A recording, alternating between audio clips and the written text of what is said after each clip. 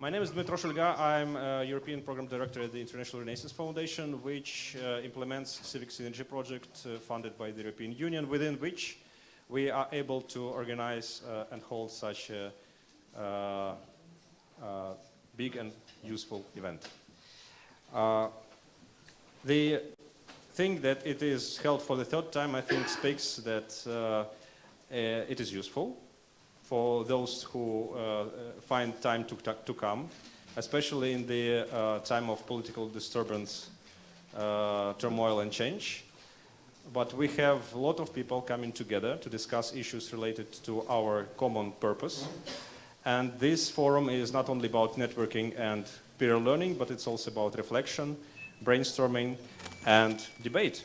And it's really a pleasure for me now to pass the floor to our distinguished official representatives who will open officially the third Association Exchange Forum. First, Vice Prime Minister Dmytro KULEBA. Please, floor is yours. Thank you, Dmytro. Hello, everybody. It's good to have you in Kiev, especially seeing some of my old friends from Georgia with whom we worked together as long as 10 years ago. And like Eastern Partnership, we are not getting any younger, but we become wiser, I hope, and more efficient. I have spoken on Eastern Partnership on a number of occasions, in a number of circles, and I was always saying the same thing. And three key words in my narrative is differentiation, interconnectivity, and ambition. When I speak of differentiation, I entertain the idea that has become quite popular already, that three of our countries, Ukraine, Georgia, and Moldova, should be treated separately or in a different way from the rest three countries in Eastern Partnership. This should in no way be interpreted as a way to discriminate. The difference between our two groups is obvious. Three of our countries have association agreements and the ambition to join the European Union, while the other three countries do not share this with us.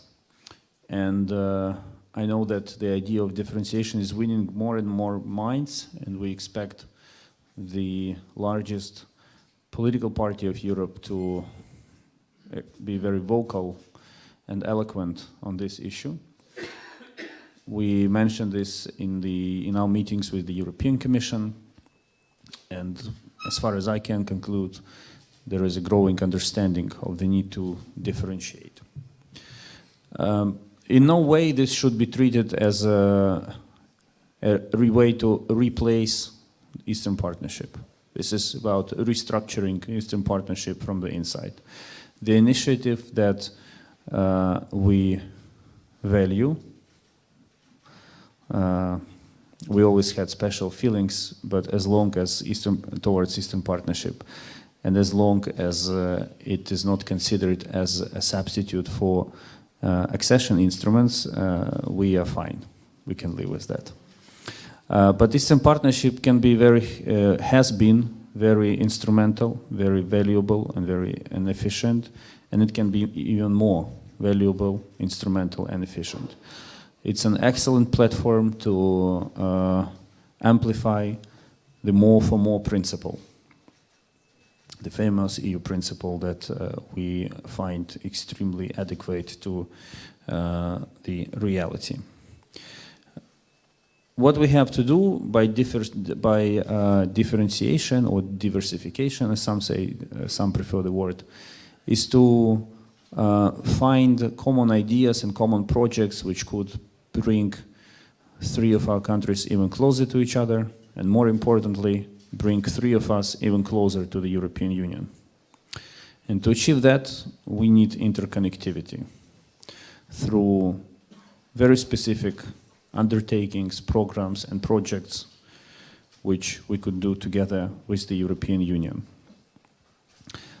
All of this in our view, could be covered in this strategy, in the EU strategy for Eastern part, for 3 of our countries. I'm not a big fan of strategies, honestly speaking, but this is one of those rare cases where I would be most interested in seeing a strategy, a way forward of what we are doing, how we are doing, and what do we achieve. In all of my meetings since my appointment, I emphasize that for me, European integration is mainly about 2 things. It's about connecting businesses and connecting people. We have efficient instruments of, here is the star of European integration coming, Madame Zerkal.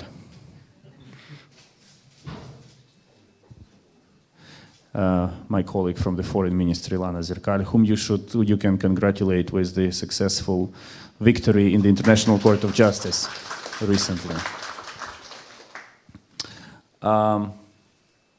Yeah, connecting businesses and connecting people.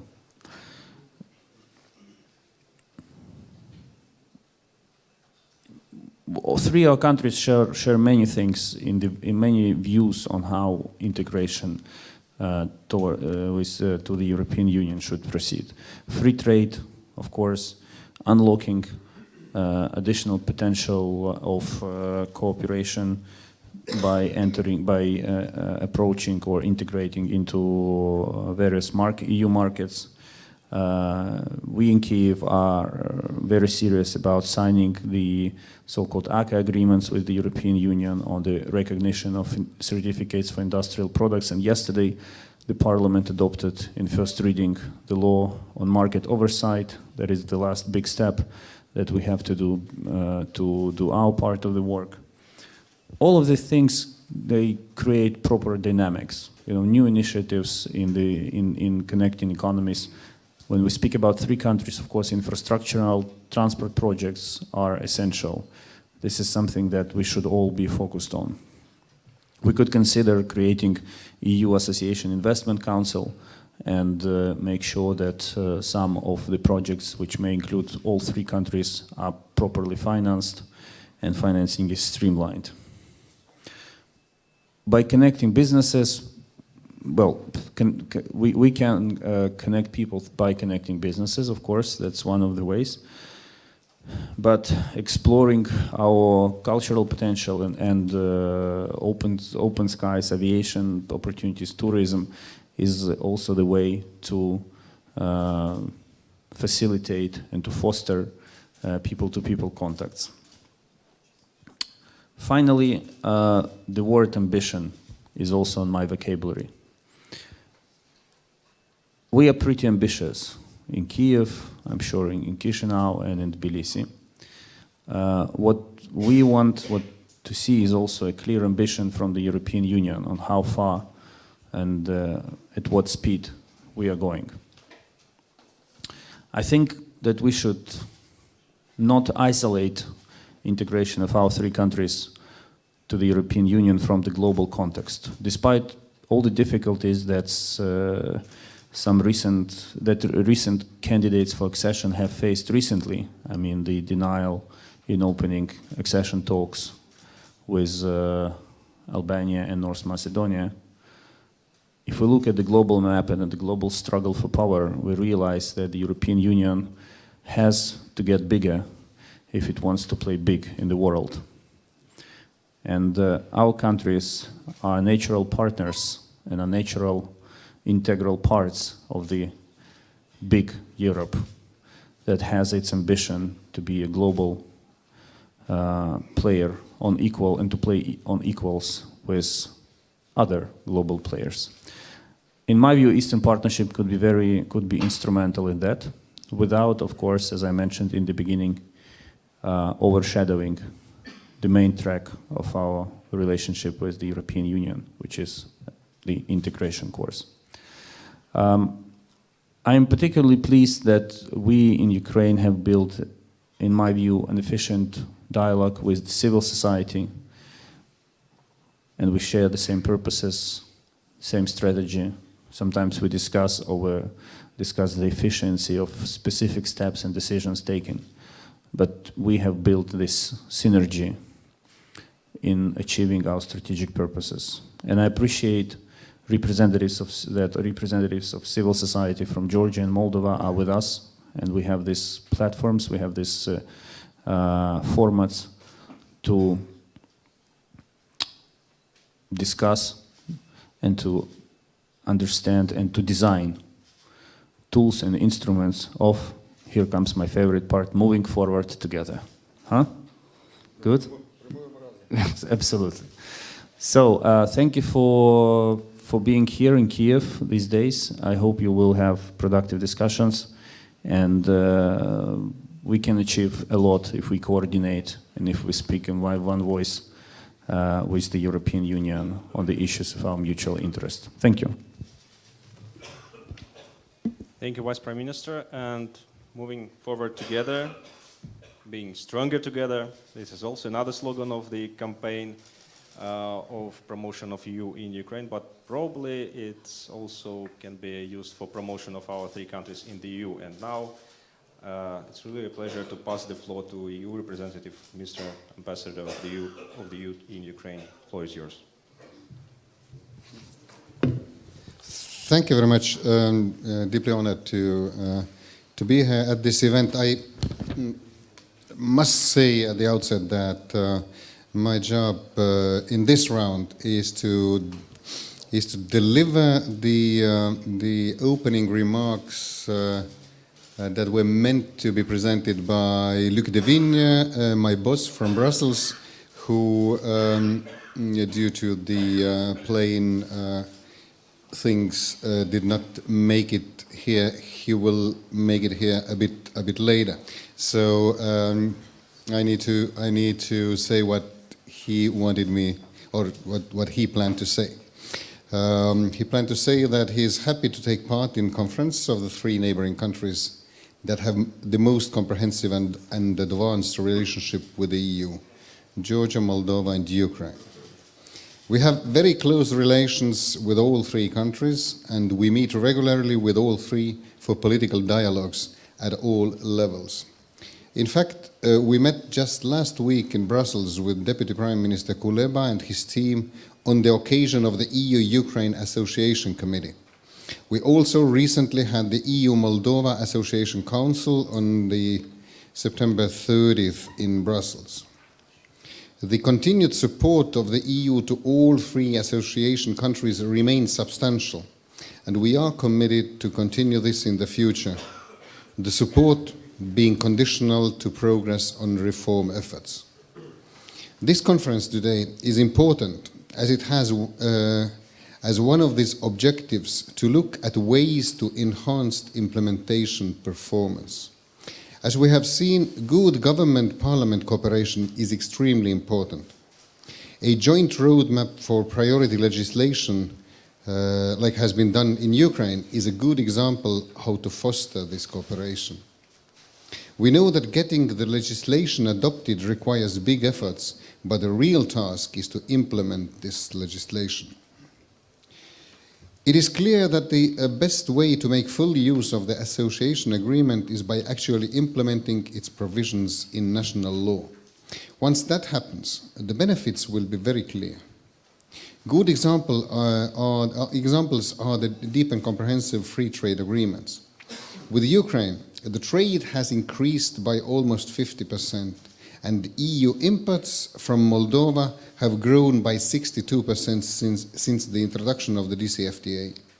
The situation with Georgia is a bit more challenging, but efforts are underway to identify products and services where Georgia could develop further export potential, thus making full use of the DCFTA. The adoption of EU standards opens not only the EU markets, but also markets in many third countries. But let me emphasize that to bring our economies closer together, adoption of the EU legislation standards is not enough. Significant efforts are needed over time to bring monitoring and enforcement regimes up to a level equivalent with the EU's. This is what will ensure that Ukrainian companies can become part of European value chains, which will help to develop the economy and bring better jobs to Ukrainians.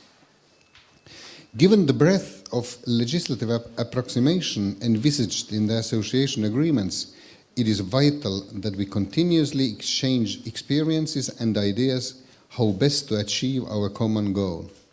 Besides governments and parliaments, I want to highlight also the role of civil society and think tanks. Organization of this event is an example of the vital role that they have in the reform process in Ukraine and as experts in the association with the EU. We are aware that the time gap between the implementation of the many reforms and the manifestation of the long-term benefits can at times seem long. Many of the reforms being implemented can be of a quite fundamental character and sometimes be challenging politically. Nevertheless, our clear experience is that the reforms will of course be worth the effort and will bring substantial short and long-term benefits to all three countries. The political situation in many countries is changing fast. We have experienced a turbo regime of legislative action in Ukraine since this summer, and here even that it might turn into a tsunami regime towards the end of the year. On the other hand, we have taken note of what happened in Moldova yesterday. Political priorities of the governments also change. We continue to believe that all the association agreements provide good basis and blueprint for reforms in the three associated countries. Some of the fundamental pillars in the association agreements should always be of interest to the population, establishing the rule of law, including fighting corruption and promoting policies that promote growth and prosperity. Thank you very much. Thank you. And now I'd like to pass the floor to the last panelist at this introductory panel, Oleksandr SUSHKO, the Executive Director of the International Renaissance Foundation. Please, the floor is yours. Thank you, Dmytro. Thank you, everybody, for coming. And for us, this is a very natural thing to welcome you again for the forum, which is designed in order to build some common agenda for three countries which are naturally in the very close circle and very close relationships between each other in various fields. And I think that it's really a great element of our relationship is getting closer to European Union together. And for us, for the foundation, the support of this kind of initiative was one of the legacies which we are continuing for years. And it is a big story behind. It's just our memory contains so many events, projects, success stories, sometimes maybe failures, but mostly success stories. When we work together and when we work in parallel, when we're reaching some synergy in our cooperation of three nations of the Eastern Europe who have such a synergetic ambitions to get together and to get closer to the European Union. Here we are to discuss our, I would say, changing environment, and at each phase we have new challenges, we have new ambitions, we have maybe some new obstacles, but also we have a real agenda, which is no longer about declarations, but is more about substance.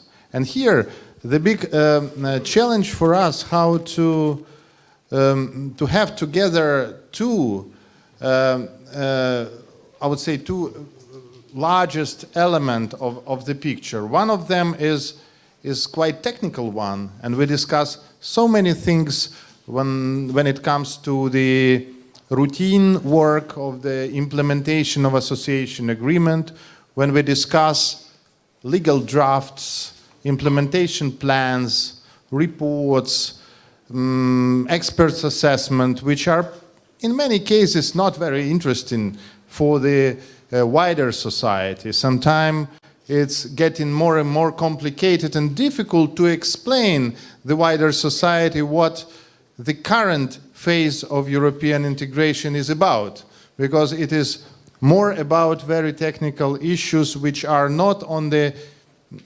usual agenda of people. And that is why it's not easy to sell this idea of the substance of European integration to the wider audiences. And here there is a big challenge for the expert communities, for advocacy people, for public officials, to find new and new arguments and ways how to translate this routine work into the language which will be attractive for the society, which still will be able to generate not just hopes, but also some courage and some energy in the society to continue support. Because we're certainly aware about the challenges which we face and which European Union also faces. And we may acknowledge the fact that currently the project of the European Union is no longer such a brilliant case in the eyes of their own citizens than it was, say, 20 years ago. And sometimes we're listening to the skeptical voices, we are listening to the opposition and also the distrust voices, and which makes our work more complicated, as it is no longer, I would say that kind of the dream which you can easily sell to the society without explaining the substance. So now there is a big challenge for all of us to find new arguments for the society why it should be on board, and also to find the mechanisms for various groups of stakeholders, various groups of people to be still engaged, because otherwise we will not have an ownership on the side of society, and the issue of European integration will go just to experts, to the public officials in the ministries, which certainly can do their work well, but it is not enough to sustain and to continue without public understanding of the substance of this work. So now I think that this is the biggest, I would say, universal task for all of us, to find the way not just to push our government to implement, in the parliament, to implement the proper measures according to the plan, according to the association agreement, but also to have a constant dialogue with the wider society, not just with experts, but wider social groups, to getting them interested and convinced that the choice they once made was fully correct, and it not should be reversed. And this is a challenge which we will face in the nearest future, and probably that would be a big idea for us, how to generate the sustainable support of our societies to continue this work, and to find and to translate it into the constant need of the society to live in a better world. And in this sense, I would like to welcome everybody for the discussion and wish you a good panels and good conversations at this event. Thank you. Thank you. Please join me in thanking all the three panelists for officially opening our forum today.